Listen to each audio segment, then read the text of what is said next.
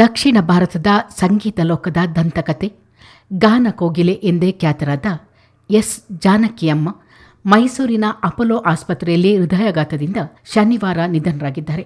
ಅವರಿಗೆ 88 ವರ್ಷ ವಯಸ್ಸಾಗಿತ್ತು.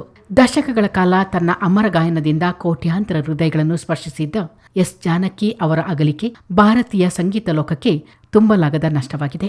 ಭಾಷೆಗಳ ಗಡಿಗಳನ್ನು ಮೀರಿ ಅನೇಕ ಅಮರ ಗೀತೆಗಳಿಗೆ ಜೀವ ತುಂಬಿದ ಅವರ ಸ್ವರ ಮುಂದಿನ ಪೀಳಿಗೆಗೂ ಸ್ಫೂರ್ತಿಯಾಗಿ ಉಳಿಯಲಿದೆ. ಸರಳತೆ, ಸಮರ್ಪಣೆ ಮತ್ತು ಅಪರೂಪದ ಗಾಯನ ಪ್ರತಿಭೆಯ ಮೂಲಕ ಅವರು ಅಭಿಮಾನಿಗಳ ಮನಸ್ಸಿನಲ್ಲಿ ಸದಾ ಚಿರಸ್ಥಾಯಿಯಾಗಿ ನೆಲೆಸಿದ್ದಾರೆ. ಅವರ ನಿಧನವು ಕೇವಲ ಒಬ್ಬ ಗಾಯಕಿಯ ಅಗಲಿಕೆಯಾಗಲಿಲ್ಲ, ಭಾರತೀಯ ಸಂಗೀತದ ಒಂದು ಸುವರ್ಣ ಅಧ್ಯಾಯದ ಅಂತ್ಯವಾಗಿದೆ. ದಶಕಗಳ ಕಾಲ ಕನ್ನಡ, ತಮಿಳು, ತೆಲುಗು, ಮಲಯಾಳಂ, ಹಿಂದಿ ಸೇರಿದಂತೆ 17ಕ್ಕೂ ಹೆಚ್ಚು ಭಾಷೆಗಳಲ್ಲಿ ಸುಮಾರು 48,000ಕ್ಕೂ ಅಧಿಕ ಹಾಡುಗಳನ್ನು ಹಾಡಿ ಸಾವಿರಾರು ಚಿತ್ರಗಳಿಗೆ ತಮ್ಮ ಅಪೂರ್ವ ಕಂಠದ ಮೂಲಕ ಜೀವ ತುಂಬಿದ ಅವರು ಕೋಟ್ಯಾಂತರ ಜನರ ಭಾವನೆಗಳಿಗೆ ಧ್ವನಿಯಾಗಿದ್ದರು. ತುಳು ಚಲನಚಿತ್ರದಲ್ಲೂ ಜಾನಕಿಯಮ್ಮ ತಮ್ಮ ಗಾಯನದ ಕಂಪು ಹರಿಸಿದ್ದರು. ಅಮರದ ಮಧುರತೆ, ಭಕ್ತಿಯ ಭಾವಪೂರ್ಣತೆ, ಯಾವ ಭಾವನೆಯೇ ಆಗಿರಲಿ ಜಾನಕಿಯಮ್ಮ ಅವರ ಸ್ವರದಲ್ಲಿ ಅದು ಸಹಜವಾಗಿ ಅರಳುತ್ತಿತ್ತು. ಪರದೆಯ ಮೇಲಿನ ಪಾತ್ರಗಳ ನಗು, ಕಣ್ಣೀರು ಮತ್ತು ಕನಸುಗಳಿಗೆ ತಮ್ಮ ಗಾಯನದಿಂದ ಜೀವ ತುಂಬಿದ ಅವರು ಅನೇಕ ರಾಷ್ಟ್ರೀಯ ಹಾಗೂ ರಾಜ್ಯ ಪ್ರಶಸ್ತಿಗಳ ಗೌರವಕ್ಕೆ ಪಾತ್ರರಾದರು. ಆದರೂ ಅವರ ಪಾಲಿನ ಅತ್ಯುನ್ನತ ಪುರಸ್ಕಾರ ಎಂದರೆ ಜನಮನದ ಅಪಾರ ಪ್ರೀತಿ. ಗಾನ ಕೋಗಿಲೆಯ ಬಗ್ಗೆ ಬಹುತೇಕರಿಗೆ ಗೊತ್ತಿಲ್ಲದ ಕುತೂಹಲಕಾರಿ ಸಂಗತಿಯೆಂದರೆ ಎಸ್ ಜಾನಕಿ ಅವರಿಗೆ ಶಾಸ್ತ್ರೀಯ ಸಂಗೀತದಲ್ಲಿ ದೊಡ್ಡ ಮಟ್ಟದ ತರಬೇತಿಯೇನೂ ಇರಲಿಲ್ಲ. ಸಹಜ ಪ್ರತಿಭೆಯಾಗಿದ್ದ ಅವರು ಮುಂದೆ ಸಂಗೀತ ಲೋಕದ ಶ್ರೇಷ್ಠ ಗಾಯಕರಲ್ಲಿ ಒಬ್ಬರಾದರು. 1 ಅಥವಾ 2 ಟೇಕ್ಗಳಲ್ಲಿ ಹಾಡು ರೆಕಾರ್ಡ್ ಮಾಡುತ್ತಿದ್ದರು. ಮಕ್ಕಳ ಧ್ವನಿಯನ್ನು ಅದ್ಭುತವಾಗಿ ಅನುಕರಿಸುತ್ತಿದ್ದರು.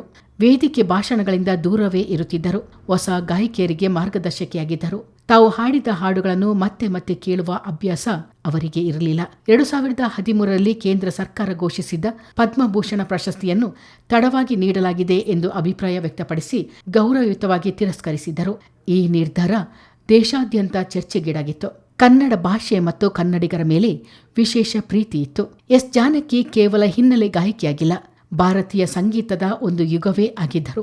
ಜಾನಕಿ ಅವರ ಪುತ್ರ ಮುರಳೀಕೃಷ್ಣ 2026ರ ಜನವರಿಯಲ್ಲಿ ಹೃದಯಾಘಾತದಿಂದ ಮೃತಪಟ್ಟಿದ್ದರು. ಪತಿಯು 1997ರಲ್ಲಿ ಮೃತರಾಗಿದ್ದರು. ಮಲಯಾಳಂನ 10 ಕಲ್ಪನಂಗಳ್ ಚಿತ್ರದ ಜೋಗುಳ ಗೀತೆ ಅಮ್ಮ ಪೋವಿನಂ ಜಾನಕಿ ಅವರ ಕೊನೆಯ ಹಾಡಾಗಿತ್ತು. ಬದುಕಿನ ಕೊನೆಯ ದಿನಗಳನ್ನು ಮೈಸೂರಿನ ಬೋಗದಿಯಲ್ಲಿರುವ ಆಪ್ತರ ಸಾನ್ನಿಧ್ಯದಲ್ಲಿ ಕಳೆದ ಎಸ್ ಜಾನಕಿ ಅಮ್ಮ ಅವರು ಸರಳತೆ ಮತ್ತು ವಿನಯದ ಪ್ರತಿರೂಪ ಆಗಿದ್ದರು. ಅವರ ದೈಹಿಕ ಅಗಲಿಕೆ ಸಂಗೀತ ಲೋಕಕ್ಕೆ ತುಂಬಲಾಗದ ನಷ್ಟವಾಗಿದ್ದರು. ಅವರು ಹಾಡಿದ ಸಾವಿರಾರು ಗೀತೆಗಳು ಸದಾ ಜೀವಂತವಾಗಿರಲಿದೆ. ಸಂಗೀತದ ಈ ನಕ್ಷತ್ರ ಅಸ್ಥಾಂಗತವಾಗಿದ್ದರೂ ಅದರ ಬೆಳಕು ಶಾಶ್ವತವಾಗಿ ನಮ್ಮ ಹೃದಯಗಳಲ್ಲಿ ಪ್ರಜ್ವಲಿಸುತ್ತಲೇ ಇರುತ್ತದೆ. ಬ್ಯೂರೋ ರಿಪೋರ್ಟ್, ಚಿತ್ತಾರ ನ್ಯೂಸ್.